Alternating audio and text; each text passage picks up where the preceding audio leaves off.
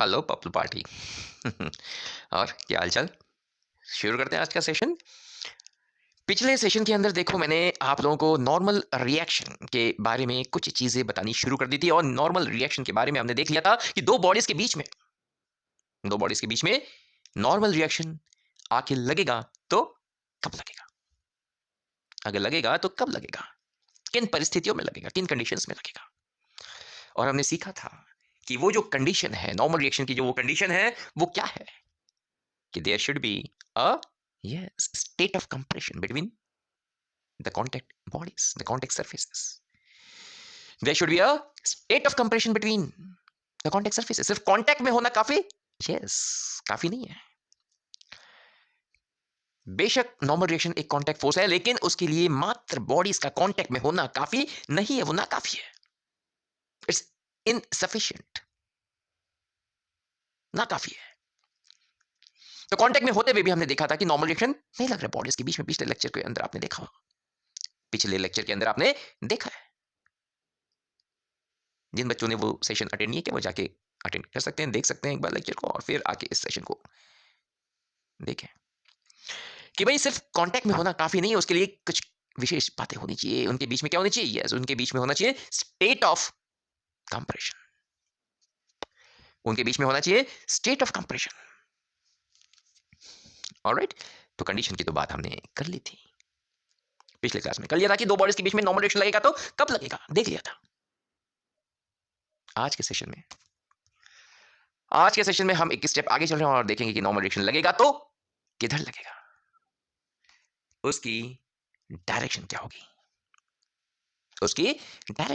तो डायरेक्शन की अगर हम बात करें नॉर्मल रिएक्शन की, तो काफी स्टूडेंट्स को मालूम है और जिनको नहीं मालूम उनके लिए मैं बता दूं कि नॉर्मल रिएक्शन बेटा यस दो चीजें होती है उसके अंदर, उसके डायरेक्शन को लेके दो चीजें होती है। पहली कि वो हमेशा कॉन्टेक्ट सरफेस के परपेंडिकुलर लगता है, कॉन्टेक्ट सरफेस के परपेंडिकुलर लगता है या फिर नॉर्मल लगता है, परपेंडिकुलर कह लो, नॉर्मल कह लो, बुरा नहीं मानेगा ना। So it always acts perpendicular or normal to the contact surface, ये जो contact surface ये बहुत इंपॉर्टेंट है, हम इस पे बहुत डिटेल में स्टडी करने वाले हैं क्योंकि कॉन्टेक्ट सरफेस की पहचान होना बहुत जरूरी है।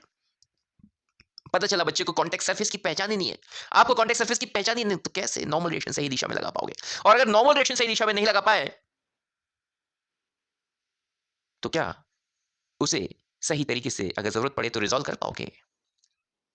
और रिजॉल्व भी नहीं कर पाएगा तो फिर F equal to M A वाला इक्वेशन लगेगा कैसे, कैसे लगा पाओगे? तो आपका पूरा जो सवाल है बिल्कुल बर्बाद हो जाएगा, पूरा सवाल बर्बाद हो जाएगा, आपकी पूरी मेहनत बर्बाद हो जाएगी। इसलिए हर एक चीज बहुत इंपॉर्टेंट है, हम किसी भी चीज को सस्ते में या किसी भी चीज को हल्के में नहीं ले सकते, हर एक चीज को प्रॉपर ऑनर देनी पड़ेगी आपको, हर एक कंसेप्ट को प्रॉपर ऑनर देना ही पड़ेगा, तभी मजबूती के साथ आप आगे बढ़ पाओगे। कोई शक?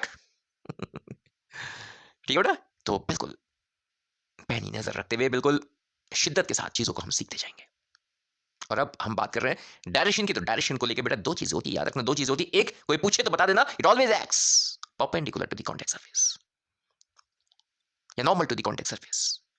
और दूसरी बात, अगर कॉन्टेक्ट सरफेस के अलोंग लगना, कॉन्टेक्ट सरफेस के परपेंडिकुलर लगना है तो दो बातें आती है, ऊपर लगे कि नीचे लगे। इसमें बहुत बच्चे गलती करते रहते हैं, ऊपर लगे, नीचे लगे, राइट में लगे, लेफ्ट में लगे, किधर लगे? तो याद रखेंगे, उसके लिए अपन याद रखते हैं कि it always acts towards the body, अभी टुवर्ड्स में भी तुम लोग गलती करोगे, मुझे पूरा यकीन है, पूरा विश्वास है, 20 सालों से देख रहा हूं, 22 सालों से देख रहा हूं, इसमें भी आप लोग गलती करते हो। क्यों? क्योंकि टेंशन में आपने सीखा है tension x away from the body, इसमें टुवर्ड्स द बॉडी, तो यहीं पे आप अवे और टुवर्ड्स में गलती मचाते हो और खूब कंफ्यूज होते हो, गड़बड़ करते हो, बहुत ज्यादा गड़बड़ करते हो। तो ये गड़बड़ बिल्कुल भी ना होवे, इसके लिए आप लोग ये समझ लो कि किधर होगा, समझोगे कभी नहीं भूलोगे, रटोगे यकीनन भूलोगे, यकीनन गलती करोगे, यकीनन कंफर्म कि तुम कंफ्यूज होगे। चलो बता देता हूं, देखो हमने देखा था कि इसका जो कंडीशन है वो क्या है, it should be there should be a state of compression, एक दबाव की स्थिति होनी चाहिए। कैसी स्थिति होनी चाहिए? एक दबाव की स्थिति होनी चाहिए। अब मुझे एक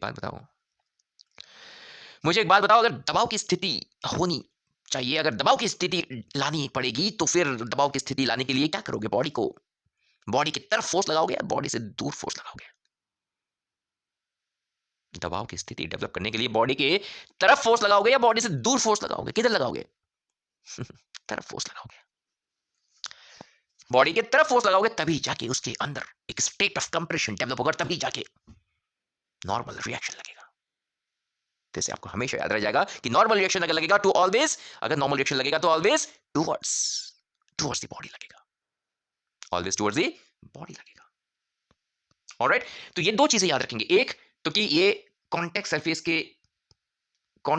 के परपेंडिकुलर लगता है, और दूसरा आपको ये याद रखना है कि it always acts towards the body, it always acts towards the body.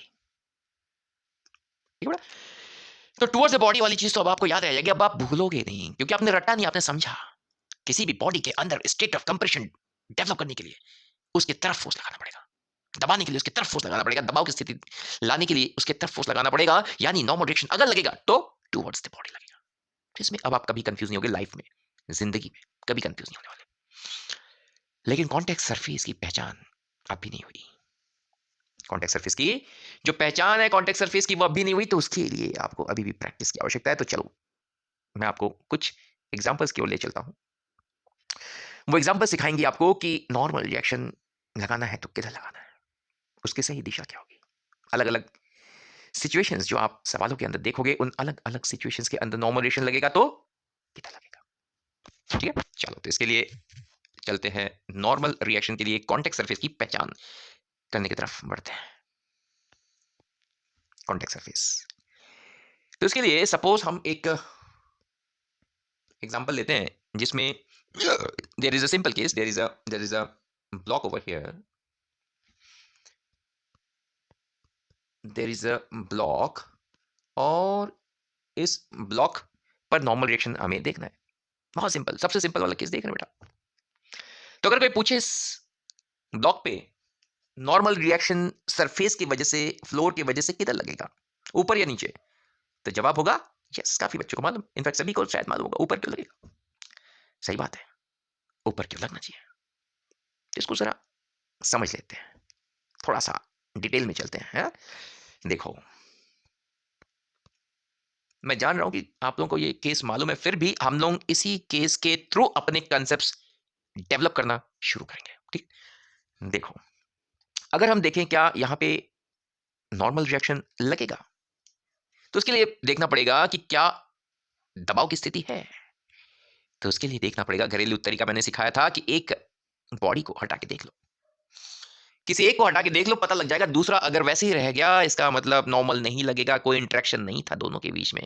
लेकिन अगर एक को हटाने से दूसरा चल पड़ा या गिर पड़ा, समझ जाना उनके बीच में नॉर्मल रिएक्शन लग रहा था। तो अगर हम मेंटली, ऐसा नहीं पूरा हटा देना, मेंटली हटाना है ना। सपोज करो यहां पे हमने हटाया, और किसको हटाओगे? ब्लॉक को। अबे ब्लॉक को मत हटा लेना, ब्लॉक को हटाओगे बोलोगे टेबल या सरफेस जो है वो गिर नहीं रहा है, चल नहीं रहा है, गड़बड़ होगा, समझ नहीं आएगा। आपको वो हटाना है, उस बॉडी, मैंने कहा ना घरेलू इलाज है, घरेलू तरीका है। तो आपने उस बॉडी को हटा के देखना है जिसने संभवतः, जिसने प्रोबेबली, जिसने संभाल रखा होगा सिस्टम को। तो यहां पर किसके संभालने की चांसेस है, किसके संभालने की चांसेस है, कौन संभाल रहा होगा? ऐसा चांस बनता है, ऐसा चांस दिख रहा है, फ्लोर, ऑब्वियसली फ्लोर संभाल होगा। तो फ्लोर को हटा के देखो, फ्लोर को हटा के देखो, ब्लॉक गिर जाएगा तुम्हारा।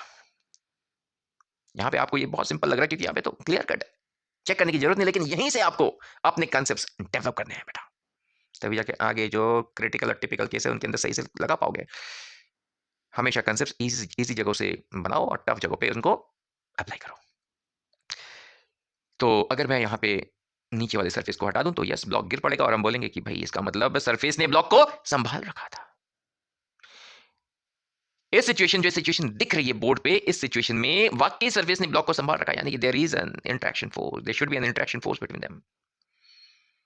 और क्योंकि ब्लॉक ऊपर रखा हुआ है, ब्लॉक जो है देखो ध्यान से सरफेस को दबाने की कोशिश कर रहा है, यानी कि there is a state of compression, तो जरूरी तौर पर निश्चित तौर पर नॉर्मल रिएक्शन तो लग रहा होगा,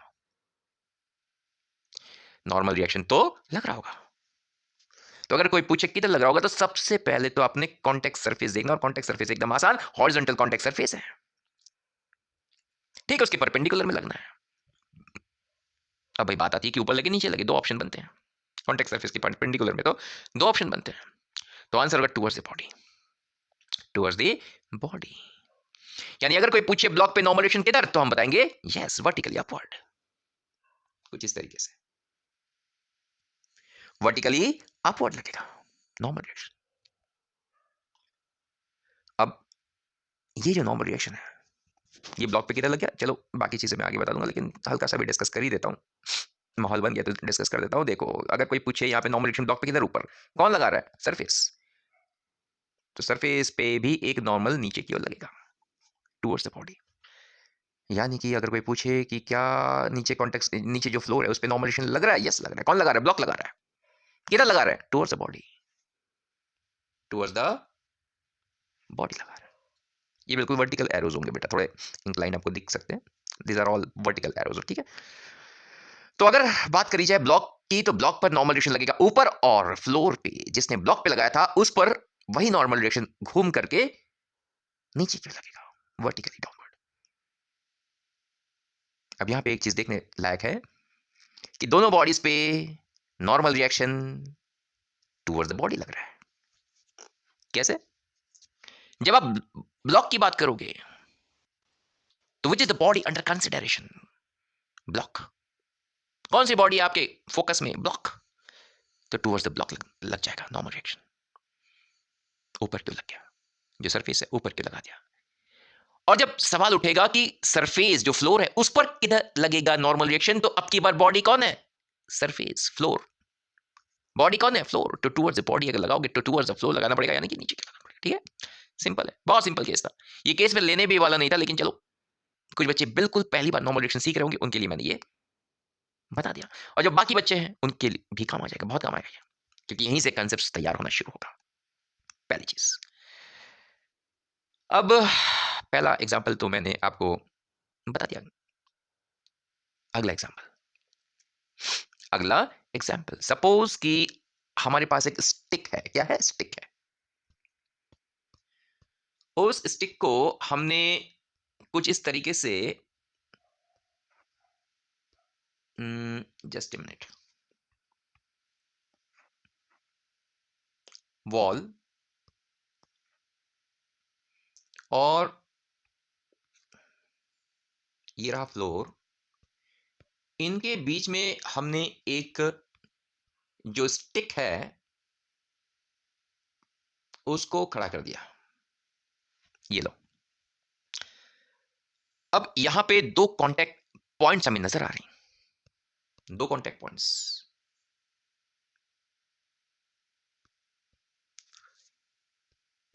एक कांटेक्ट पॉइंट तो ये रहा,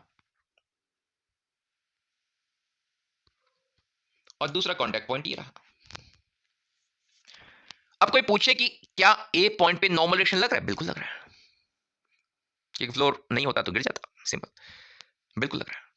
क्या बी पर भी लग रहा है, बी पर बिल्कुल लग रहा है। कैसे, घरेलू तरीका चेक करके कैसे देखोगे कि आप छड़ी को नहीं दीवार को हटा के देखो, छड़ी को हटाओगे कुछ नहीं मालूम पड़ेगा, नालायक है। आप दीवार को हटा के देखो, अगर दीवार नहीं ना होता, दीवार ना होता तो क्या छड़ी वहां पे रह पाता, नहीं रह पाता। इसका मतलब वॉल ने, दीवार ने वॉल ने इस छड़ी को संभाल रखा है, सपोर्ट करके रखा है, that means there is an interaction. और ये जो छड़ी और दीवार के बीच में there is a state of compression, क्योंकि अगर ये जो दीवार है बिल्कुल कच्ची, अभी प्लास्टर हुई है जस्ट मान लो, और एक भारी सा लोहे का आपने जो छड़ी है ऐसे टिका के रखा, तो वो जो प्लास्टर है धस जाएगा, यहाँ पे जो प्लास्टर है वो धस जाएगा, यानी कि here is a state of compression, तो नॉर्मल रिएक्शन लगेगा जरूर, ठीक है बेटा। तो अब ये तो तय हो गया कि ए पर भी लगेगा, बी पर भी लगेगा। सवाल उठता है कि ए और बी पे नॉर्मल रिएक्शन किधर को लगेगा, तो जवाब ए पर, जवाब तो आसान है कि वर्टिकली अपवर्ड लगेगा। कैसे, इंक्लाइन पे भी लग सकता है, इंक्लाइंड भी तो लग सकता है। कैसे? Let us discuss it properly. इसमें दो ऑप्शन बनते हैं बेटा, या तो नॉर्मल रिएक्शन वर्टिकली अपवर्ड लग जाए, या फिर यहां पे नॉर्मल रिएक्शन छड़ी के परपेंडिकुलर में इस डायरेक्शन में लग जाए। तो इन दो डायरेक्शन के अंदर कौन सा चूज करोगे? कौन सा चूज करोगे? तो उसमें बात आती है ये कॉन्टेक्ट सरफेस की। It always acts perpendicular to the contact surface, पहले पॉइंट पे हमने लिखा था। तो इसके लिए आपको ए पॉइंट पर कॉन्टेक्ट सरफेस की सही पहचान होनी चाहिए। आपको सही पहचान करनी पड़ेगी। ए पॉइंट पे कॉन्टेक्ट सरफेस की तरह कौन सा है? क्या ए पॉइंट पर कॉन्टेक्ट सरफेस हॉरिजॉन्टल है या छड़ी के अलोंग है? कॉन्टेक्ट सरफेस किधर है?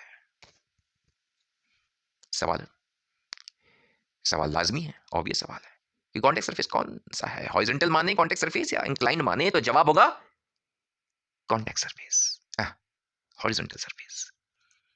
जवाब होगा the contact surface will be horizontal. क्यों? क्योंकि जो हॉरिजॉन्टल सरफेस है ना बेटा, ये जो फ्लोर है, फ्लोर ने पूरी की पूरी एक सतह, एक सरफेस प्रोवाइड कर रखी है, कॉन्टेक्ट सरफेस प्रोवाइड कर रखी है। फ्लोर ने पूरी की पूरी एक कॉन्टेक्ट सरफेस प्रोवाइड कर रखी है, जबकि जो छड़ी है, जो स्टिक है, इस स्टिक ने सिर्फ एक कॉन्टेक्ट पॉइंट प्रोवाइड किया है, जस्ट एक कॉन्टेक्ट पॉइंट। इसलिए जो कॉन्टेक्ट सरफेस है वो कौन प्रोवाइड कर रहा है? ये जो फ्लोर है ये प्रोवाइड कर रहा है। अब इसको समझोगे कैसे? कई सारी केसेस होती हैं, इसको समझोगे कैसे? आप कंफ्यूज हो सकते हो, यहां पे चलो पहचान लिया, कहीं और कंफ्यूज हो सकते हो। तो कभी बताएंगे आप लोगों को, फुर्सत में बताएंगे कभी इसको, है ना? जिन स्टूडेंट्स को जानने की तीव्र इच्छा है वो मुझे कमेंट करके बता सकते हैं, मैं उनको अलग से जूम पे या कहीं किसी क्लास में बता दूंगा। लेकिन सिर्फ उन स्टूडेंट्स को जो जानने की तीव्र इच्छा रखते हैं उनको। बाकी इतना काफी है जानना कि भाई जो कॉन्टेक्ट सरफेस है वो हॉरिजॉन्टल है, और जो फ्लोर है उसने पूरा का पूरा एक कॉन्टेक्ट सरफेस प्रोवाइड कर रहा है, जबकि छड़ी ने सिर्फ एक कॉन्टेक्ट पॉइंट, देखो एक पॉइंट पे टिका हुआ है, छड़ी एक पॉइंट पे टिका हुआ है। तो छड़ी ने अगर प्रोवाइड किया तो सिर्फ एक कॉन्टेक्ट पॉइंट प्रोवाइड किया। कॉन्टेक्ट सरफेस किसने प्रोवाइड किया? हॉरिजॉन्टल फ्लोर ने। इसीलिए जो नॉर्मल रिएक्शन लगेगा वो वर्टिकली अपवर्ड लगेगा, वर्टिकली अपवर्ड लगेगा। ठीक है? बिल्कुल इसी तरीके से, बिल्कुल इसी तरीके से बी पॉइंट पर, बी पॉइंट पर जो नॉर्मल रिएक्शन लगेगा वो किधर लगेगा? हॉरिजॉन्टल या किसी एंगल पे? हॉरिजॉन्टल लगेगा या किसी एंगल पे लगेगा? किसने प्रोवाइड करी बी पॉइंट पे कॉन्टेक्ट सरफेस, और किसने जस्ट एक पॉइंट प्रोवाइड कर रखा है? यस, वॉल ने पूरा का पूरा सरफेस प्रोवाइड कर रखा है, जबकि छड़ी अगेन, छड़ी जो है एक पॉइंट, सिर्फ एक पॉइंट पे टिकी हुई है, यानी उसने सिर्फ एक कॉन्टेक्ट पॉइंट प्रोवाइड कर रखा है, यानी कि जो नॉर्मल रिएक्शन होगा बी पॉइंट पे that would be horizontally towards right. Towards right क्यों? क्योंकि टुवर्ड्स द बॉडी। वॉल ने छड़ी पे लगाया, छड़ी किधर है? वॉल के राइट में, तो छड़ी के तरफ लगेगा, तो इसलिए किधर लग रहा है बेटा? यस, राइट की ओर। समझ आ गया? ये चीज है। अब यहां पे एक चीज और क्लियर कर दूं, अच्छा है कि फिगर यहीं पे बना हुआ है, इसको क्लियर कर लेते हैं कि ये जो कॉन्टेक्ट सरफेस, ये जो कॉन्टेक्ट सरफेस है जो कि यहां पे बना हुआ है, कई बार आप लोग कंफ्यूज हो सकते हो कि ये ब्लॉक के तरफ नहीं, ब्लॉक से दूर है। देखो ब्लॉक से ऊपर की ओर भागता दिख रहा है, तो ये ऐसा नहीं, ये ब्लॉक से दूर नहीं है, ब्लॉक की तरफ ये, क्योंकि देखो कौन लगाया? ये जो सरफेस है, ये जो फ्लोर है उसने लगाया था, और ब्लॉक किधर है? सरफेस के फ्लोर के ऊपर। ब्लॉक किधर है? ऊपर। सरफेस यानी फ्लोर के ऊपर रखा हुआ है, तो कॉन्टेक्ट सरफेस के ऊपर, सॉरी, फ्लोर के ऊपर रखा हुआ है, तो अगर नॉर्मल रिएक्शन लगेगा तो किधर लगेगा? ऊपर लगेगा, तो लगा दिया ऊपर। किधर लगा दिया? ऊपर लगा दिया।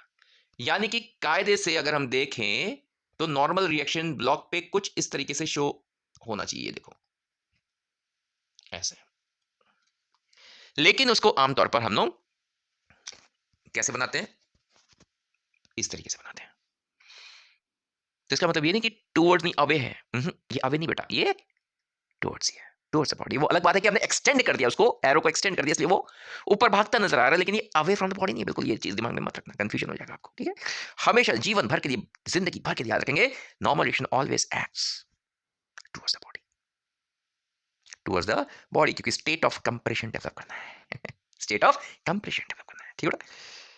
चलो, तो मेरे ख्याल से ये जो दो एग्जांपल्स, पहला तो एकदम सिंपल, और दूसरा जो एग्जांपल है स्टिक वाला, बिल्कुल क्लियर हो चुका है दोनों पॉइंट्स पे, ए और बी दोनों पॉइंट्स पे बिल्कुल क्लियर हो चुका है।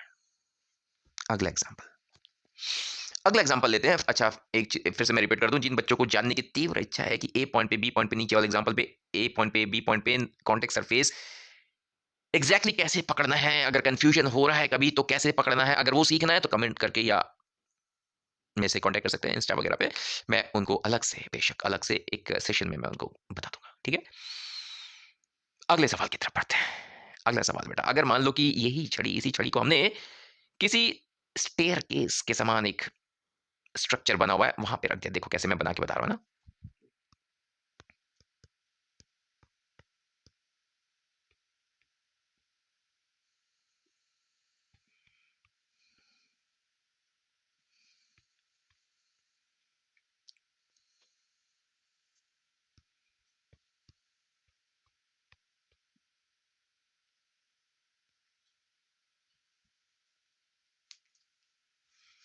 सपोज हमने छड़ी को कुछ इस तरीके से रखा हुआ है, एक स्टेयर केस, सीढ़ी सा है, हुँ?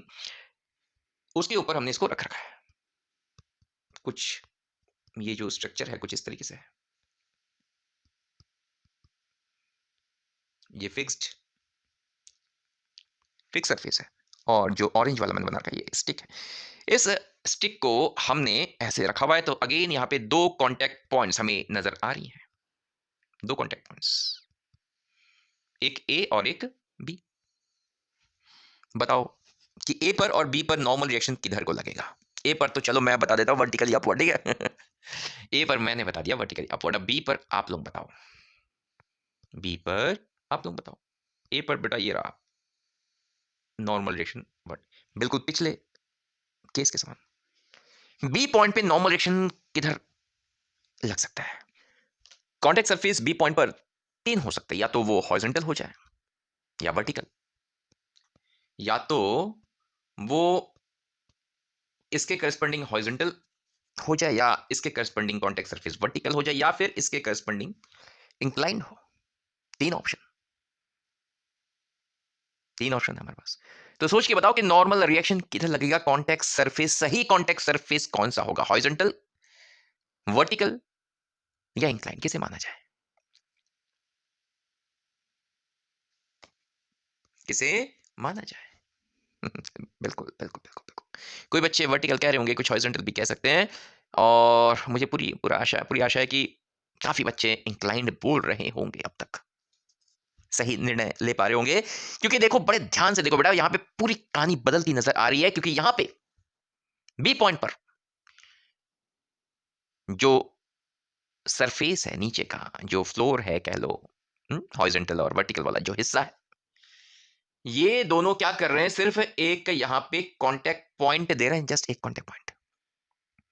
जबकि इस छड़ी ने पूरा का पूरा एक कांटेक्ट सरफेस दे रखा है, एक कांटेक्ट सरफेस दे रखा है। समझ आ गया। तो कुछ चीजें समझाने से नहीं, समझने से समझ में आती है कुछ चीजें समझाने से नहीं, समझने से समझ में आती है, फील लेने से समझ में आती है। once you have that feel, you will be able to understand, you are able to understand that concept। तो मेरे ख्याल से समझ में आ चुका होगा सारे बच्चों को कि बी पॉइंट पर हमें जो कॉन्टेक्ट सरफेस लेना चाहिए ना, वो हॉरिजॉन्टल लेना चाहिए ना वर्टिकल लेना चाहिए, वो लेना चाहिए inclined along the stick, along the stick is our contact surface. और जो हमारा जो नियम है, हमारा जो सिद्धांत है, कंसेप्ट है, उसके मुताबिक normal reaction will definitely act perpendicular to the contact surface. तो यहां पे जो दो नॉर्मल रिएक्शंस लगेंगी वो कुछ इस तरीके से, एक वर्टिकली अपवर्ड और एक इंक्लाइन में, ठीक है। अब आगे जब हम सवाल सॉल्व करेंगे तब इसको लेकर के हम रिजॉल्व वगैरह करके फिर सवालों को सॉल्व करेंगे। लेकिन सबसे पहले नॉर्मल रिएक्शन तो सही से बनाना आना चाहिए ना। अगर ये बनाने में ही आप चूक गए, आगे की सारी कहानी बर्बाद हो जाएगी। आगे की सारी कहानी बर्बाद हो जाएगी। ठीक है ना? तो नॉर्मल रिएक्शंस की सही पहचान होनी बहुत ज़रूरी है। तो इस सेशन के अंदर तो मैंने कुछ ये चंद आपको पॉइंट्स गिना दिए हैं। अगले सेशन के अंदर थोड़ी और प्रैक्टिस करा दूँगा और फिर आपको टेंशन की तरफ, टेंशन जो फ़ोर्स है, टेंशन नहीं, घबराओ नहीं, दिमाग वाला टेंशन नहीं, फ़ोर्स वाला टेंशन। तो टेंशन फ़ोर्स की तरफ लेकर जाएँगे उसके अगले सेशन में। ठीक है ना? तो छोटे-छोटे सेशंस हैं, इनको देखते रहो, अपने आप को अपडेट करते रहो और मुझे पूरा यकीन है कि इन लेक्चर से आपको बहुत कुछ नया सीखने को मिलेगा जो कि बहुत अधिक हेल्प करेगा आपके सिलेक्शन में, आपके रैंकिंग्स में। ठीक है? चलो तो मिलते हैं नेक्स्ट सेशन में।